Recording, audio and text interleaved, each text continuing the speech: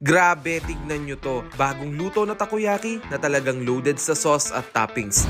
Hello guys, it's me again Rome, and if you were looking for the perfect place to eat here in Pampanga, this mini vlog is for you. May Korean noodles din dito sa mga stalls na pwedeng subukan ng mga mahilig mag-noodles. At habang naglalakad tayo, napansin nyo rin na iba't ibang Korean street food na talagang nakakainggan yung tikman.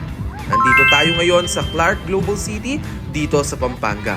Isa ito sa mga lugar na talagang dinadayo ng mga tao kapag gusto nila ng iba't ibang pagkain at street food experience. Kaya ngayon, iikutin natin ang area at titignan kung ano pa ba ang mga pagkain na pwede nating matikman. Habang naglalakad tayo dito sa CGC, makikita mo na maraming stalls na nagbebenta ng iba't ibang pagkain. Talagang buhay na buhay ang lugar dahil maraming tao ang nagpo-food trip, naglalakad at nag-e-enjoy sa gabi. Kung mahilig kayo sa Asian street food, magandang puntahan ng lugar na to dahil sa dami ng choices na makikita ninyo. Habang umiinit pa, tikman na natin. Malambot ang loob at sobrang sarap ng combination ng sauce at toppings. Overall, napakasarap ng food trip experience natin dito sa CGC. Hindi lang masarap ang pagkain, maganda din ang vibes ng lugar. Para sa mga gustong mag-relax at kumain, kung napadpad kayo dito sa Clark, siguraduhin yung susubukan yung mga pagkain dito.